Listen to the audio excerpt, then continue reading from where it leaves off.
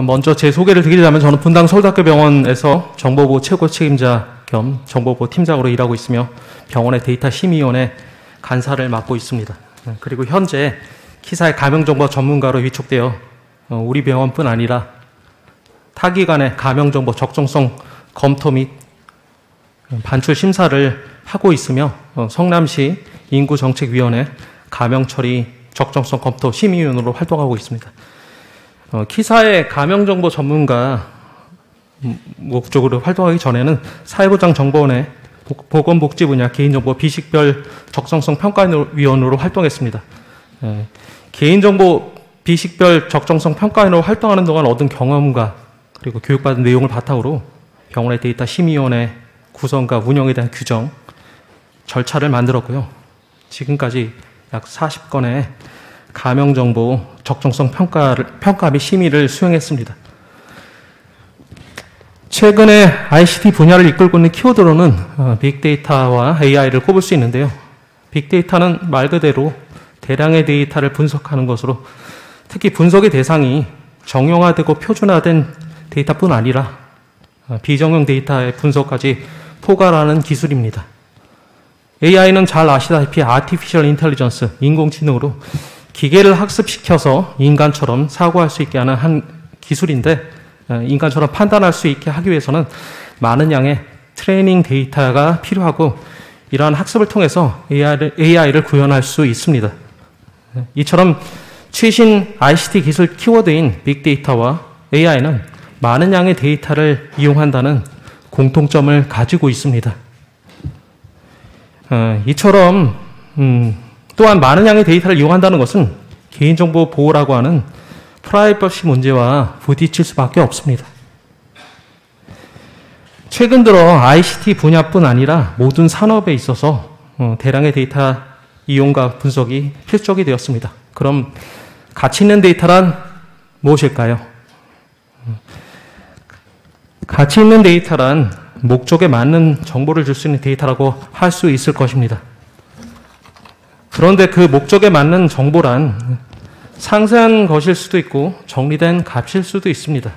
업무를 담당하는 실무자에게는 업무를 위한 상세한 데이터가 필요할 것이고 경영진의 경우는 통계값과 같이 정리된 데이터가 보다 그 목적에 맞을 것입니다. 그런데 이 상세한 데이터에서는 내가 원하는 수준의 데이터를 언제든지 만들 수 있지만은 이 정리된 데이터를 가지고는 이 상세한 데이터를 만들 수 없습니다. 위쪽 방향으로는 가능하지만 아래쪽 방향으로는 불가능하다는 얘기죠. 따라서 좋은 데이터란 일반적으로 정보를 많이 담고 있는 데이터, 상세한 데이터를 의미합니다. 현대사의 특징은 다양성이 증가했다는 것이고 이러한 다양성을 고려한 개인 맞춤형 서비스를 요구하고 있습니다. 의료 분야에서도 이러한 개념을 담은 개인 맞춤형 의료를 지향하는 정밀 의료라는 것이 최근에 화두로 떠오르고 있습니다. 그런데 획일적인 서비스가 아닌 개인 맞춤형 서비스, 개인의 특성을 반영한 의료를 제공하기 위해서는 개인정보를 이용할 수밖에 없습니다. 또한 마케팅에 있어 개인정보를 활용한다는 것은 대상으로 하는 집단을 줄일 수 있다는 타겟팅이 가능하다는 장점을 가질 수 있습니다. 그래서 우리가 일반적으로 말하는 가치 있는 데이터는 개인정보를 포함하고 있는 디테일한 그리고 상세한 데이터라고 말할 수 있습니다. 이처럼 모든 산업 분야에 있어 개인정보가 포함된 데이터의 활용이 매우 중요하게 되었고 이러한 시대적 요구에 따라서 개인정보보호법, 정보통신망법, 신용정보법의 데이터 상법이 2020년 8월 개정되었습니다. 4차 산업혁명 시대를 맞아 핵심 자원인 데이터의 이용 활용성을 높이는 것이 데이터 3법의 주요 개정 목적이라고 할 수 있는데요. 데이터 3법 이전에 개인정보를 이용할 수 있는 경우는 크게 법에 명시되어 있거나 정보 주체의 동의를 받은 경우에만 이용할 수 있었는데 데이터 3법이 개정되면서 가명정보라는 개념이 도입되어 개인정보를 가명 처리하게 되면 법에서 규정하고 있지 않거나 정보 주체의 동의를 받지 않은 경우라도 활용할 수 있게 되었습니다. 새로 도입된 가명정보의 개념을 살펴보겠습니다. 먼저 개인정보는 이름, 주민등록번호 등이 포함된 정보로 그 자체로 개인의 식별이 가능한 정보를 말합니다. 여기서 이제 개인에 대한 식별 정보를 모두 제거하여 어떠한 경우라도 개인을 특정할 수 없도록 통계치 같은 것들이 되겠죠. 개인을 식별할 수 없는 정보가 익명 정보입니다. 이걸 한번 그림으로 보겠습니다. 가명 정보를 설명할 때 제가 가장 좋아하는 그림인데요. 개인 정보는 그 자체로 개인을 식별할 수 있기 때문에 식별 가능성이 100%인 반면 익명 정보는 개인을 식별하는 게 불가능하기 때문에 이 식별 가능성은 제로입니다. 가명 정보는 바로 이 중간 구간에 존재하는 정보라고 할 수 있는데요. 가명 정보는 개인 정보를 가명 처리해서 현재 개인을 식별할 수는 없지만 추후 추가 정보가 결합되면 다시 식별될 그 가능성이 있는 정보를 말합니다. 그럼 어떤 경우에 가명 정보를 사용할 수 있느냐는 개인정보보호법에서는 이렇게 되어 있습니다. 통계 작성, 과학적 연구, 공익적 기록 보존의 목적으로 개인정보를 가명 처리하는 경우에는 정보 주체의 동의 없이 개인정보를 가명 처리하여 사용할 수 있다고 되어 있습니다. 통계란 특정 집단이나 대상 등에 대해 작성한 수량적인 정보로 여기서는 상업적 목적의 통계 처리도 포함하고 있습니다. 과학적 연구는 기술 개발, 실증, 연구 등 과학적 방법을 적용한 연구로 마찬가지로 산업적 연구를 포함하고 있습니다. 마지막으로 공익적 기록 보존은 공공의 이익을 위하여 공익을 목적으로 정보를 기록 보존하는 경우 개인정보를 가명 처리하여 이용할 수 있다고 법에서는 규정하고 있습니다. 또한 개인정보보호법에서는 이러한 가명 정보를 제3자에게 제공하는 경우에는 특정 개인을 식별하기 위해 사용될 수 있는 정보를 포함해서는 안 된다고 되어 있습니다. 데이터 3법이 개정되면서 개인정보를 가명 처리하여 이용할 수 있는 방법이 마련되었습니다. 그러나 개인정보보호법과 보건의료 데이터 활용 가이드라인을 보면 이러한 개인정보를 가명 처리하여 정보 주체의 동의 없이 통계 작성, 과학적 연구, 공익적 기록 보존에 이용할 경우 가명 처리의 적정성을 데이터 심의위원회를 통해 심의하도록 요구하고 있습니다. 이에 따라서 최근에 많은 병원들이 데이터 심의위원회 구성을 준비하고 있습니다. 제가 근무하고 있는 분당 서울대학교병원의 경우 작년 8월 데이터 심의위원회를 구성하였습니다. 데이터 심의위원회 구성을 위해서 제일 처음 한 일이 데이터 심의위원회에서 심의해야 할 대상과 범위를 정하는 것이었습니다. 심의 대상과 범위를 정하기 위해서 먼저 연구자들이 연구용으로 사용하는 데이터를 어떻게 수집하는가를 확인하였습니다. 연구자들이 연구용 데이터를 수집하는 방법은 크게 세 가지가 있었는데, 첫째, 연구자가 직접 CDW에서 데이터를 수집하는 방법. 둘째, 연구자가 직접 EMR에서 데이터를 수집하는 방법. 마지막으로 원내 연구자가 의료정보팀에 데이터를 요청해서 제공받는 방법이 있는데, 모든 경우에 있어서 개인을 식별할 수 있는 개인정보를 포함하고 있었습니다. 현재 연구자는 개인정보 포함된 데이터를 수집할 수 있다라는 이 상황을 인정하는 것은 우리 병원의 데이터 심의위원회 대상과 범위를 정하는데 굉장히 중요한 전제가 되었습니다. 다음은 우리 병원에서 진행되는 연구 건수가 얼마나 되는가를 조사했는데 전년 기준 대략 한 1000여 건의 연구가 연간 IRB에서 승인되고 있었습니다. 그리고 대부분의 연구는 기본적으로 개인정보와 의료정보를 포함하고 있는 데이터를 이용한 연구였고요. 또한 IRB에서 승인되고 있는 1000여 건의 연구 중 약 10% 정도가 데이터의 외부 반출이 발생하고 있었습니다. 이것은 최근에 의료 분야에서 빅데이터와 AI를 이용한 예측 모델을 개발한 연구가 활발해지면서 많은 양의 트레이닝 데이터를 AI 전문 업체로 반출하는 경우가 많아진 것이 가장 큰 이유이고, 다음으로는 연구의 신뢰도를 높이기 위한 다기관 연구가 많아진 점이 주된 이유였습니다. 이러한 데이터의 외부 반출은 계속적으로 증가될 것으로 예상하고 있습니다. 이러한 두 가지 사실을 근거로 개인정보가 포함된 연구용 데이터의 외부 반출 또는 외부 결합이 필요한 연구의 경우 데이터 심의위원회의 심의를 받도록 심의 대상을 결정하였습니다. 따라서 연간 데이터 심의위원회의 심의 대상은 IRB 승인 건수 1000건에 약 10%인 한 100여 건으로 예상하고 있습니다. 데이터 심의위원회 구성을 위해 먼저 위원회 규정을 작년 5월 제정하였습니다. 데이터 심의위원회에서는 가명정보의 적정성 평가, 활용 및 제공 여부 승인, 결합 신청 여부 및 의뢰할 결합 전문기관 선정, 재식별 가능성 모니터링, 이용 목적에 달성한 가명정보의 파기 확인 등의 기능을 수행하도록 규정하고 있습니다. 데이터 심의위원회 구성 및 운영 경과를 살펴보면 작년 5월 1일 데이터 심의위원회 규정을 제정하였고 이에 따라 8월 1일 심의위원회를 구성하였습니다. 위원회는 위원장 1명, 내부위원 5명, 외부위원 7명, 간사 1명으로 보건의료 데이터 활용 가이드라인에서 권고하고 있는 외부위원을 과반 이상으로 하고 정보주체, 법률 전문가, 데이터 활용 전문가를 모두 포함하여 구성하였습니다. 위원회는 현재까지 한 1, 2개월마다 개최하고 있으며 지금까지 6번의 위원회에서 40여 건의 안건을 심의하였습니다. 또한 보건의료 데이터 활용 가이드라인에서 권고하는 바와 같이 데이터 심의위원회 운영 및 심의 내용을 홈페이지에 공개하고 있습니다. 이것은 이제 네이버에서 데이터 심의위원회라는 키워드로 검색한 결과인데요. 현재까지는 분당 서울대학교병원의 데이터 심의위원회만 검색되고 있습니다. 많은 분들이 우리 병원의 데이터 심의위원회 운영에 대해서 문의를 주셨는데 아마 이걸 보고 그러시지 않았나 생각됩니다. 또한 일부 병원과 기관의 우리 병원의 데이터 심의위원회 구성과 운영 현황을 바탕으로 해서 오늘 발표하고 있는 내용으로 몇 차례 자문을 해드렸습니다. 다음은 오늘 제 발표의 핵심이며 많은 분들이 가장 궁금해하실 데이터 심의위원회 프로세스에 대해서 설명드리도록 하겠습니다. 병원에서 연구자가 연구를 하기 위해서는 제일 먼저 연구계획서, IRB 심의 요청서를 IRB에 제출하여 연구를 심의받게 됩니다. 그럼 이제 IRB에서는 IRB 심의 결과 통보서를 연구자에게 통보하게 되는데 여기서 IRB 심의 결과 통보서에 데이터 심의위원회 검토라고 하는 조건부 승인을 받은 경우에는 연구자는 IRB 심의 결과 통보서와 연구 계획서 그리고 데이터 활용 신청서 여기에는 데이터 감용 처리 목적과 어떤 데이터를 어떻게 감용 처리하겠다는 데이터 명세서가 포함되어 있습니다. 이 데이터 활용 신청서를 데이터 심의위원회에 제출합니다. IRB에서 데이터 심의위원회 검토 의견을 받은 경우라도 받은 연구라도 데이터의 외부 반출이 없거나 법령에 한 데이터 제공이거나 감용 처리가 없는 경우 데이터 심의에서는 심의를 하지 않고 연구자에게 심의 면제 결과를 통보하고요. 이 경우 연구자는 데이터 심의 면제 통보서를 IRB에 제출하여 최종적으로 승인을 받고 연구를 진행하고 있습니다.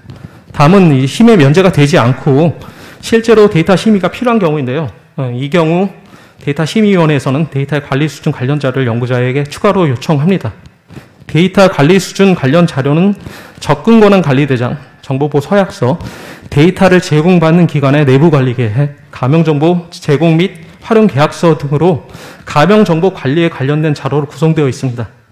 그리고 데이터 활용 신청서, 데이터 관리 수준 관련 자료와 같이 심의평가 자료 작성은 한 번에 완료되는 것이 아니고 계속적으로 수정 보완을 요청하는 과정을 반복하게 됩니다. 그리고 어느 정도 안건이 쌓이면은 데이터 심의위원회 일정을 잡아서 심의위원에게 통보하고 취합된 평가 자료를 평가위원들에게 사전에 보내드리고 있습니다.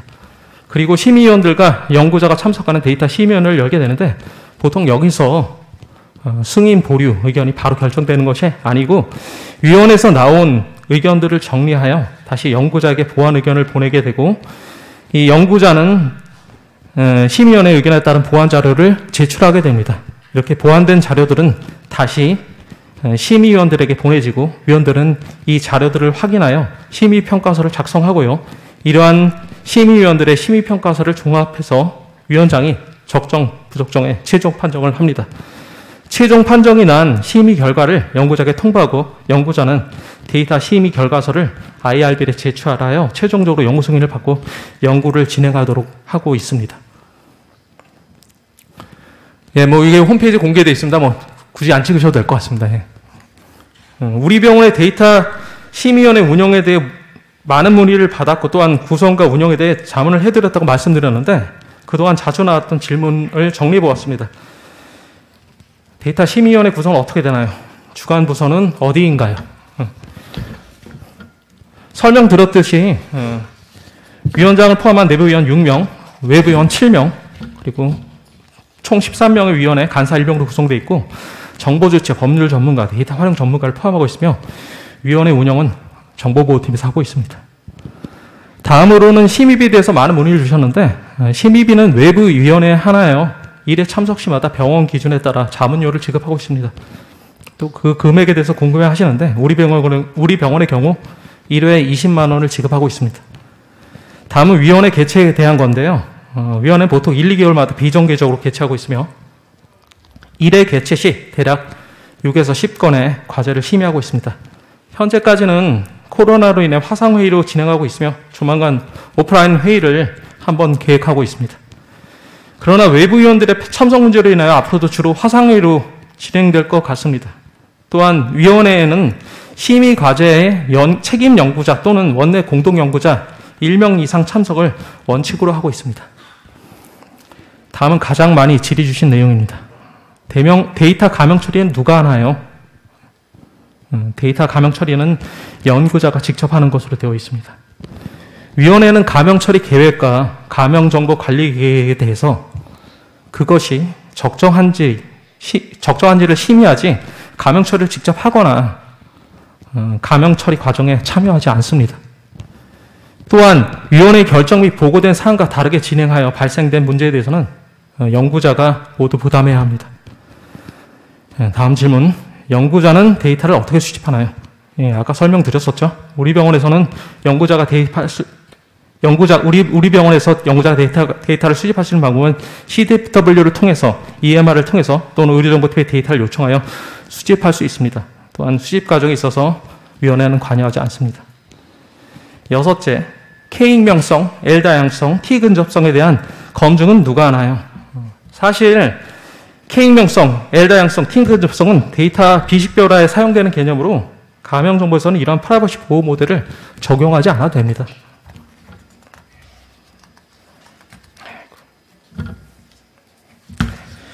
물론 연구자가 원할 경우에 프라이버시 보호 모델을 적용할 수 있으나 이러한 프라이버시 보호 모델을 적용할 경우 데이터가 뭉개져가지고 활용도가 떨어지기 때문에 현재까지는 연구자가 프라이버시 보호 모델을 적용을 원하는 경우는 없었습니다. 연구자의 요청에 의해서 프라이버시 보호 모델을 적용할 경우 연구자는 비식별 처리된 데이터를 위원회에 제출해야 되고 이 경우 프라이버시 보호 모델에 대한 검증은 위원회 간사, 제가 되겠죠. 간사가 수행하여 그 기준에 만족하지 못할 경우 그 기준이 되는 K값, L값보다 작거나 T값보다 큰 경우겠죠. 연구자에게 추가적인 비식별 처리를 요구할 수 있습니다. 그리고 그 간사는 그 검증 결과를 위원들에게 보고합니다. 다음, 가명 처리 도구는 어떤 것을 사용하고 있으며 가명과 고육은 어떻게 진행하고 있나요? 원내 별도 가명 처리 도구는 없습니다. 연구자는 연구 및 데이터의 성격에 따라 가명 처리 도구를 사용할 수 있고요. 위원회는 가명 처리에 대해서 별도의 지원을 하고 있지 않습니다. 가명 처리에 있어서 가장 중요한 것이 데이터에 대한 이해인데 그 데이터에 대해서 가장 잘 아는 사람은 바로 연구자입니다. 따라서 가명 처리에 대해 연구자가 직접 수행하는 것이 가장 효율적이고 또한 연구의 목적에 가장 알맞게 가명 처리할 수 있습니다. 결국 가명 처리에 필요한 데이터에 대한 모든 처리는 연구자가 직접 수행하고 있습니다.